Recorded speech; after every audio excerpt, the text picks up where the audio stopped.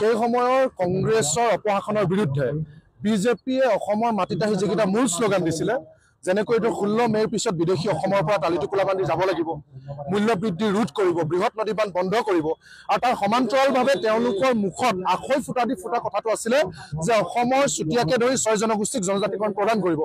আৰু সেই কথা বতৰাবিলাক তেওঁলোকে ভিজন ডকুমেণ্টত কৈছিলে আৰু নৰেন্দ্ৰ মোদী ডাঙৰ প্ৰত্যেকখন মিটিঙত কৈছিলে। আৰু তেওঁ এই কথাটো কৈছিলে যে যিকেইটা জনগোষ্ঠীয়ে ইতিমধ্যে জনজাতিকৰণ লাভ কৰি আছে তেওঁলোকৰ কোনো ধৰণৰ হানি বিঘিনি নোহোৱাকৈ তেওঁলোকে 6 জনগোষ্ঠীক জনজাতিকৰণ কৰিব। অৰ্থাৎ যিটো কথা এতিয়া তেওঁলোকে কৈছে সেই কথাটো তেওঁলোকে আগতে কৈছিলে যে এনেকুৱা ধৰণৰ এটা প্ৰস্তাৱ আহিব পাৰে, এনেকুৱা ধৰণৰ এটা টেকনিকেল অসুবিধা আহিব পাৰে যে বড়োকে ধৰি যিকেইটা জনজাতি ইতিমধ্যে জনজাতিকৰণৰ সুবিধা লাভ কৰি আছে তেওঁলোকৰ অসন্তুষ্টি আহিব পাৰে। এই অসন্তুষ্টি কৰি তেওঁলোকে জাতি ভাঙি যোৱাকৈ 6 জনগোষ্ঠীক জনজাতিকৰণ কৰিব নোৱাৰে, সেইটো এতিয়াই বক্তব্য। কিন্তু নিৰ্বাচনৰ আগত যেতিয়া তেওঁলোকে কৈছিলে তেতিয়া কিন্তু তেওঁলোকে নিজে এই কথাবিলাক খণ্ডন কৰি কৈছিলে।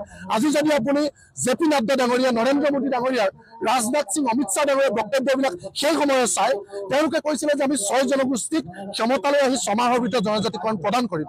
আৰু আমি অসমৰ সকলো মানুহে বিচাৰো যে অসমৰ যদি 6 জনগোষ্ঠীক জনজাতিকৰণ প্ৰদান কৰে তেতিয়াহ'লে অসমৰ বিদেশী সমস্যাৰ ক্ষেত্ৰত আমি বহুখিনি সমাধানৰ দিশে আগবাঢ়িব পাৰিম। আপোনালোকে জানে যে অসমৰ 6 জনগোষ্ঠীক যদি জনজাতিকৰণ প্ৰদান কৰে তেতিয়াহ'লে অসমখন মোটামুটি ট্ৰাইবেল ষ্টেট, জনজাতীয় ৰাজ্যলৈ পৰ্যবেক্ষিত হ'ব। আৰু জনজাতীয় ৰাজ্য হোৱাৰ লগে লগে ইয়াত বিধানসভাৰ লোকসভাৰ চিটবিলাক সংৰক্ষিত হ'ব।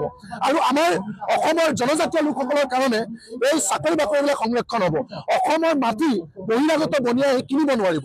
অসমৰ যিবিলাক মূল সমস্যা এই আটাইবিলাক সমস্যা মোটামুটি 70% 70% সমাধান হ'ব যদি 6 জনগোষ্ঠীক জনজাতিকৰণ প্ৰদান কৰে। এই 6 জনগোষ্ঠীয়ে জনজাতিকৰণৰ স্বায়ত্ব শাসনৰ ডিমাণ্ডৰ জৰিয়তে কেৱল নিজৰ জনগোষ্ঠী নহয়, তেওঁলোকে সমগ্ৰ অসমীয়া জাতিটোক বচাব বিচাৰিছে। এই কথা বতৰাবিলাক আমি প্ৰত্যেকগৰাকী অসমীয়া মানে বুজি পাওঁ। সেইকাৰণে আমি কৃষক মুক্তি সংগ্ৰাম সমিতি আনুষ্ঠানিকভাৱে সমৰ্থন জনাওঁ যে অসমৰ 6 জনগোষ্ঠীয়ে জনজাতিকৰণ পাব লাগে। আৰু এই দাবী ন্যায্য দাবী। আমি অসমীয়া মানুহে 3টা পৰিচয়লৈ জীয়াই থাকোঁ। মই প্ৰথম এগৰাকী চুতীয়া বা আহোম বা চাহ জনগোষ্ঠী বা মই ভূমিপুত্ৰ, আৰু দ্বিতীয় পৰিচয়টো হৈছে মই এগৰাকী অসমীয়া, আৰু তৃতীয় পৰিচয়টো হৈছে মই এগৰাকী ভাৰতীয়।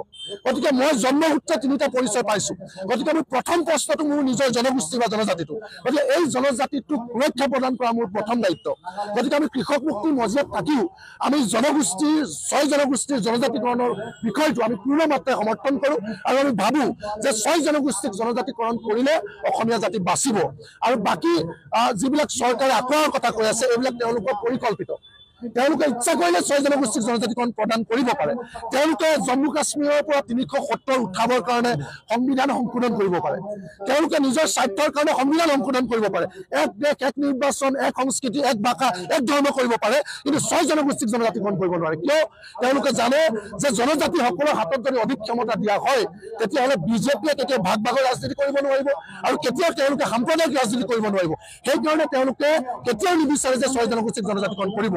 গতিকে মই আজি চুতীয়া জাতি সন্মিলনত ধন্যবাদ জনাইছোঁ যে আমি এতিয়া ঐক্যবদ্ধ হৈ চৰকাৰৰ বিৰুদ্ধে ৰাজপথত তীব্ৰ আন্দোলন গঢ়ি তুলি আমি অধিকাৰ কাঢ়ি যদি নানো তেতিয়াহ'লে আমি তেওঁলোকৰ লগত থাকি এইটো আমি অধিকাৰ আনিব নোৱাৰোঁ।